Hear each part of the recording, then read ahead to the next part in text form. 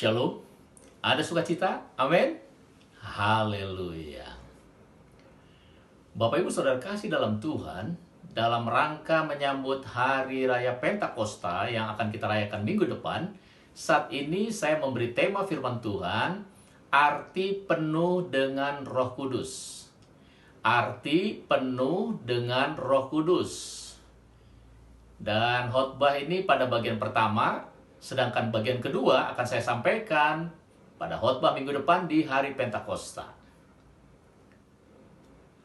Dalam Kisah Para Rasul pasal 4 ayat 8, Kisah Para Rasul pasal 4 ayat 8, firman Tuhan berkata, maka jawab Petrus penuh dengan Roh Kudus, hai pemimpin-pemimpin umat dan tua-tua. Saudara, Petrus penuh dengan Roh Kudus. Bayangkan sejenak kalimat ini. Petrus penuh dengan Roh Kudus.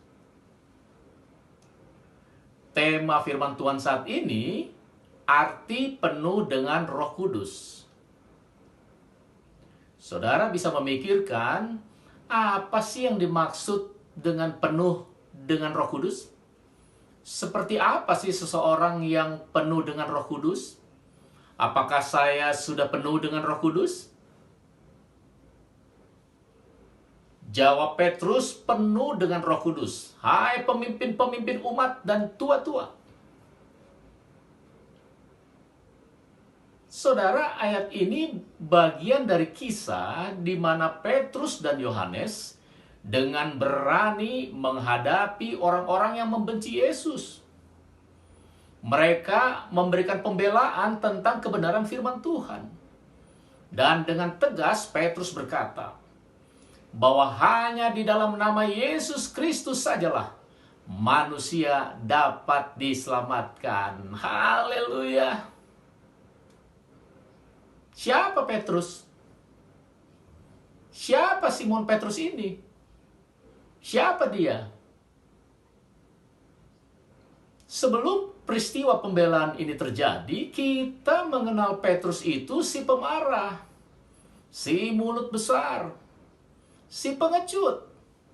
Bahkan ketika Yesus ditangkap dan akan disalibkan, ia dengan ketakutan menyangkali Yesus. Bahkan dengan bersumpah ia tidak mengenalnya. Petrus mengatakan hal itu saat ia menghadapi tuduhan secara berturut-turut dari 3 orang di rumah imam besar. Tetapi kini, setelah Pentakosta, Petrus penuh dengan Roh Kudus. Ia bersama Yohanes dengan berani menghadapi amarah pembesar Yahudi dengan memberitakan berita Injil secara berani dan tidak malu-malu. Di dalam persidangan yang sama, yang telah menghukum Yesus dengan hukuman mati, Petrus memperhadapkan para pemimpin Yahudi kepada suatu fakta yang tidak bisa ditolak. Mereka tidak dapat menyangkal bahwa si lumpuh memang sudah disembuhkan. Petrus menyatakan bahwa jika mereka mengakui kesembuhan si lumpuh, seharusnya mereka mengakui juga kebenaran kesaksian Petrus yang menyatakan bahwa si lumpuh disembuhkan karena kuasa nama Yesus. Tidak hanya itu, sesuai dengan catatan perjanjian lama, Yesus sang Mesias yang telah mereka tolak itu justru adalah bagian terpenting dari bangunan yang sedang didirikan Allah, yaitu umat Allah. Dan yang terutama, Petrus menegaskan kepada mereka bahwa hanya di dalam nama Yesus Kristus sajalah manusia dapat diselamatkan. Saudara, keyakinan Petrus mengatakan semua itu dengan berani tidak lain karena tuntunan Roh Kuduslah yang menjadi dasar dari tindakan, perkataan, dan keberaniannya. Dan keberanian ini tidak sia-sia karena kesaksian mereka berbuah demi kemuliaan Tuhan. Perhatikan baik-baik, saudara. Seorang pengikut atau murid Yesus akan menjadi seorang yang berani seperti Petrus, mampu bersaksi, dan bertindak dalam ketaatan itu bukan karena bakat psikologis, tetapi karena ia penuh dengan Roh Kudus. Alkitab mencatat bukan hanya Petrus yang penuh dengan Roh Kudus, tetapi semua murid saat itu penuh dengan Roh Kudus. Dalam Kisah Para Rasul pasal 4 ayat 31, Kisah Para Rasul pasal 4 ayat 31, firman Tuhan berkata demikian. Dan ketika mereka sedang berdoa, goyanglah tempat mereka berkumpul itu, dan mereka semua penuh dengan Roh Kudus. Lalu mereka memberitakan firman Allah dengan berani. Sesuai dengan tema kita, arti penuh dengan Roh Kudus, saudara, saya akan menjelaskan landasan firman Tuhan untuk menjawab arti penuh dengan Roh Kudus ini dalam 2 bagian khotbah, saat ini dan minggu depan bagian terakhir. Mari kita mulai. Dalam Yohanes pasal 7 ayat 38 dan 39, Yohanes 7 ayat 38 dan 39, firman Tuhan berkata demikian. Barang siapa percaya kepadaku seperti yang dikatakan oleh kitab suci, dari dalam hatinya akan mengalir aliran-aliran air hidup. Yang dimaksudkannya ialah roh yang akan diterima oleh mereka yang percaya kepadanya. Sebab roh itu belum datang, karena Yesus belum dimuliakan. Kemudian dalam Yohanes 14 ayat 15 sampai 17, Yohanes 14 ayat 15 sampai 17, demikian firman Tuhan. Jikalau kamu mengasihi aku, kamu akan menuruti segala perintahku. Aku akan minta kepada Bapa, dan ia akan memberikan kepadamu seorang penolong yang lain, supaya ia menyertai kamu selama-lamanya, yaitu Roh kebenaran. Dunia tidak dapat menerima dia, sebab dunia tidak melihat dia dan tidak mengenal dia. Tetapi kamu mengenal dia, sebab ia menyertai kamu dan akan diam di dalam kamu.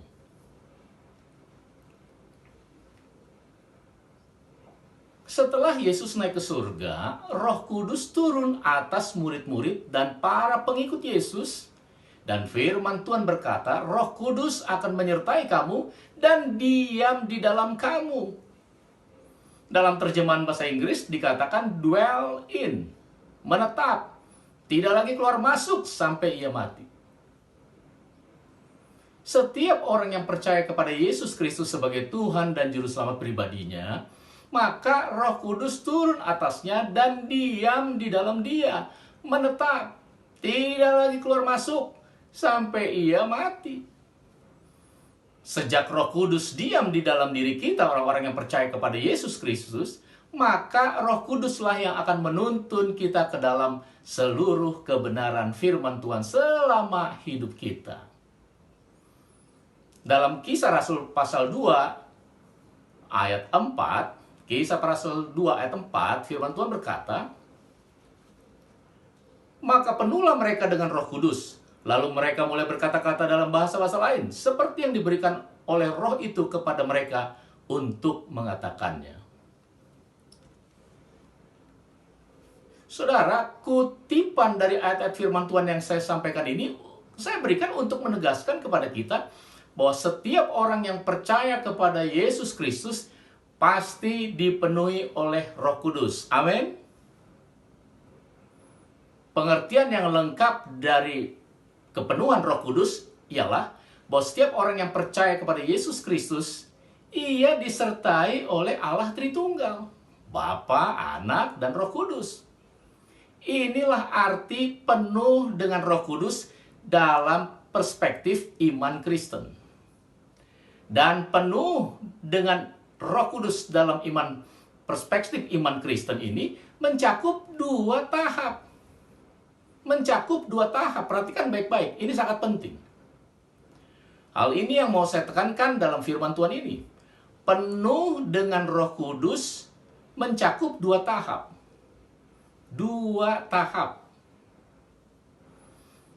Penuh dengan Roh Kudus mencakup dua tahap itu disebabkan karena sifat dari kepenuhan Roh Kudus itu sendiri.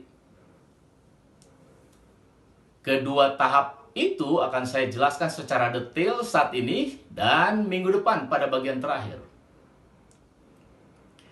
Penuh dengan Roh Kudus mencakup dua tahap. Tahap pertama, penuh dengan Roh Kudus secara temporal. Penuh dengan Roh Kudus secara temporal. Saudara, penuh dengan Roh Kudus secara temporal artinya adalah seseorang dipenuhi oleh Roh Kudus yang sifatnya hanya sesaat atau seketika saja. Saya ulang. Penuh dengan Roh Kudus secara temporal artinya adalah seseorang dipenuhi Roh Kudus yang sifatnya hanya sesaat atau seketika saja. Penuh dengan Roh Kudus secara temporal ini adalah peristiwa kepenuhan Roh Kudus pada seseorang yang dilakukan oleh Allah untuk menegaskan bahwa Allah Tritunggal ada bersamanya. Dan adanya Allah Tritunggal bersamanya dengan dia ditandai dengan terjadinya manifestasi kuasa Allah. Pada sisi lain, penuh dengan Roh Kudus secara temporal itu menunjuk kepada pemberian karunia-karunia Roh Kudus kepada orang percaya. Penuh dengan Roh Kudus secara temporal itu menunjuk kepada pemberian karunia-karunia Roh Kudus kepada orang percaya. Pemberian karunia-karunia Roh Kudus ini bertujuan untuk membangun dan menumbuh kembangkan iman jemaat. Dan juga sebagai tanda bagi orang yang belum percaya kepada Tuhan Yesus. Tanda bahwa sesungguhnya Allah Tritunggal hadir di tengah-tengah mereka. Penuh dengan Roh Kudus secara temporal ini ditanda buktikan dengan manifestasi kuasa Allah. Dan penegasan bahwa pemberian karunia-karunia Roh Kudus selalu mengarah dipermuliakannya Allah Tritunggal. Seorang yang penuh dengan Roh Kudus secara temporal, maka lewat dirinya akan terlihat karunia-karunia roh yang diberikan sesuai kehendak Allah. Dalam 1 Korintus 12 ayat 1 sampai 11, 1 Korintus 12 ayat 1 sampai 11 saya akan bacakan untuk saudara. Sekarang tentang karunia-karunia roh, aku mau saudara-saudara supaya kamu mengetahui kebenarannya. Kamu tahu bahwa pada waktu kamu masih belum mengenal Allah, kamu tanpa berpikir ditarik kepada berhala-berhala yang bisu. Karena itu aku mau meyakinkan kamu bahwa tidak ada seorang pun yang berkata-kata oleh roh Allah dapat berkata, terkutuklah Yesus. Dan tidak ada seorang pun yang dapat mengaku Yesus adalah Tuhan selain oleh Roh Kudus. Ada rupa-rupa karunia tetapi satu roh, dan ada rupa-rupa pelayanan tetapi satu Tuhan. Dan ada berbagai-bagai perbuatan ajaib, tetapi Allah adalah satu yang mengerjakan semuanya dalam semua orang. Tetapi kepada tiap-tiap orang dikaruniakan penyataan roh untuk kepentingan bersama. Sebab kepada yang seorang roh memberikan karunia untuk berkata-kata dengan hikmat. Dan kepada yang lain roh yang sama memberikan karunia berkata-kata dengan pengetahuan. Kepada yang seorang roh yang sama memberikan iman. Dan kepada yang lain ia memberikan karunia untuk menyembuhkan. Kepada yang seorang roh memberikan kuasa untuk mengadakan mujizat. Dan kepada yang lain ia memberikan karunia untuk bernubuat. Dan kepada yang lain lagi ia memberikan karunia untuk membedakan bermacam-macam roh. Kepada yang seorang ia memberikan karunia untuk berkata-kata dengan bahasa roh. Dan kepada yang lain ia memberikan karunia untuk menafsirkan bahasa roh itu. Tetapi semuanya ini dikerjakan oleh roh yang satu dan yang sama. Yang memberikan karunia kepada tiap orang secara khusus seperti yang dikehendakinya. Jadi Bapak Ibu Saudara kasih dalam Tuhan, arti penuh dengan Roh Kudus secara temporal atau secara sesaat atau seketika saja itu terjadi untuk kepentingan bersama. Untuk kepentingan bersama, seperti dalam kebaktian kebangunan rohani dan kegiatan-kegiatan rohani lainnya di dalam komunitas tubuh Kristus. Dan karunia roh itu diberikan kepada seseorang secara khusus, seperti yang dikehendaki Allah. Jadi, jika kita melihat penjelasan firman Tuhan ini, maka arti penuh dengan Roh Kudus secara temporal, atau sesaat, atau seketika saja, ini bukanlah sesuatu yang rumit. Karena Allah Tritunggal yang berotoritas bisa memberikan kepada setiap orang yang Allah kehendaki, sewaktu-waktu, kapan saja, dan di mana saja. Jika Allah sewaktu-waktu mau memberikan karunia roh kepada saudara, itu bisa terjadi. Amin. Karena Allah di dalam Yesus Kristus memiliki otoritas untuk melakukannya. Hal yang kedua, penuh dengan Roh Kudus mencakup dua tahap. Tadi tahap pertama penuh dengan Roh Kudus secara temporal, atau seketika, atau sewaktu-waktu saja. Dan tahap kedua, penuh dengan Roh Kudus secara permanen. Penuh dengan Roh Kudus secara permanen.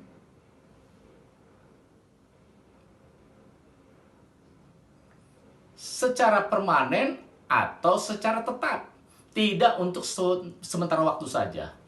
Penuh dengan Roh Kudus secara permanen atau secara tetap ini diperoleh, dialami, atau terjadi sejak saat seseorang percaya dan menerima Yesus Kristus sebagai Tuhan dan Juru Selamat pribadinya. Saya ulang. Penuh dengan Roh Kudus secara permanen atau secara tetap ini diperoleh, dialami, atau terjadi sejak saat seseorang percaya dan menerima Yesus Kristus sebagai Tuhan dan Juru Selamat pribadinya. Arti penuh dengan Roh Kudus secara permanen ini juga menegaskan bahwa Roh Kudus ada di dalam orang percaya sepanjang hidupnya. Dwell in, menetap, tidak keluar masuk. Ada bersama dia sampai ia mati. Jadi, jika tahap pertama tadi, firman Tuhan menjelaskan bahwa penuh dengan Roh Kudus secara temporal, atau seketika, atau sewaktu-waktu, itu hanya terjadi kepada seseorang di mana ia menerima tanda bukti karunia roh, dan Allah sendirilah yang memberikan karunia roh itu kepadanya, sesuai kehendak Allah. Dan Allah melakukannya bisa kepada siapa saja, kapan saja, di mana saja. Untuk kepentingan bersama. Di dalam komunitas tubuh Kristus atau jemaat Tuhan. Tetapi, untuk kepenuhan Roh Kudus tahap kedua, yaitu penuh dengan Roh Kudus secara permanen atau tetap, tidak untuk sementara waktu saja, itu dapat terjadi sejak seseorang percaya kepada Yesus Kristus sebagai Tuhan dan Juru Selamat pribadinya. Dan karena peran Roh Kudus dalam kehidupan seorang percaya sifatnya itu permanen, maka hal inilah yang memungkinkan kita dapat hidup penuh dengan Roh Kudus. Saya katakan memungkinkan. Itu artinya bisa terjadi, tapi bisa juga tidak terjadi. Mengapa seperti itu? Perhatikan baik-baik saudara. Roh Kudus adalah pribadi dari Allah Tritunggal yang kita percaya dan kita sembah. Sebagai pribadi, Roh Kudus mempunyai pikiran, perasaan, dan keinginan. Roh Kudus dwell in, tinggal menetap di dalam diri kita. Dan ia menuntun kita ke dalam seluruh kebenaran firman Tuhan. Dan ketika pikiran, perasaan, dan keinginan kita sesuai dengan pikiran, perasaan, dan keinginan Roh Kudus, maka itulah yang disebut hidup penuh dengan Roh Kudus secara permanen. Saya ulang. Ketika pikiran, perasaan, dan keinginan kita sesuai dengan pikiran, perasaan, dan keinginan Roh Kudus, maka itulah yang disebut hidup penuh dengan Roh Kudus secara permanen. Pertanyaannya sekarang, Bagaimana caranya agar hal ini bisa terjadi? Saudara, pertanyaan ini akan saya jawab dengan detail, tapi bukan sekarang. Saya akan jawab dalam khotbah yang akan saya sampaikan minggu depan, yaitu pada bagian kedua, bagian terakhir dari khotbah dengan tema arti penuh dengan Roh Kudus ini, tepat pada hari raya Pentakosta. Jangan sampai saudara lewatkan. Penuh dengan Roh Kudus secara permanen ini merupakan prioritas utama dan yang pertama yang harus ada dalam hidup kita di dunia fana ini, agar kita dapat hidup selalu berkemenangan sampai akhir hidup kita. Amin. Tuhan Yesus memberkati kita semua. Mari kita berdoa. Bapa di surga, terima kasih firman Tuhan sudah hamba sampaikan, dan kami percaya Roh Kudus menjelaskan kepada kami lebih dalam lagi, sehingga kami mengerti akan kebenaran firman-Mu. Terima kasih buat firman Tuhan yang bertema arti penuh dengan Roh Kudus. Kami memahaminya sekarang, bahwa ada 2 tahap penuh dengan Roh Kudus. Itu mencakup 2 tahap. Penuh dengan Roh Kudus secara temporal, dan penuh dengan Roh Kudus secara permanen. Kami sudah mempelajarinya, kami sudah mendengarkannya. Mari Tuhan, Engkaulah yang terus menuntun memimpin kami, supaya kami semakin mengerti, dan kami pun memiliki kerinduan untuk hidup penuh dengan Roh Kudus, sehingga hidup kami dari hari ke hari selalu berkemenangan, mempermuliakan nama Tuhan. Terima kasih Bapa, Engkau sudah memberkati kami, Engkau sudah memberkati jemaat-Mu, semua yang mendengarkan firman Tuhan ini dalam nama Yesus Kristus. Dan kembali kami menyerahkan kehidupan kami sepanjang 1 minggu ke depan, hidup selalu berkemenangan di dalam Tuhan. Terima kasih Bapa. Kami juga tidak lupa berdoa buat bangsa kami, bangsa Indonesia, negeri tercinta. Terima kasih buat pemulihan demi pemulihan. Terima kasih karena situasi suasana negeri kami selalu kondusif. Engkau memampukan pemerintah, Engkau memampukan juga rakyat untuk selalu bekerja sama, sehingga boleh tercipta kesejahteraan semakin hari semakin baik. Karena pertolongan Tuhan, kami boleh, negeri tercinta Indonesia boleh semakin baik dipulihkan.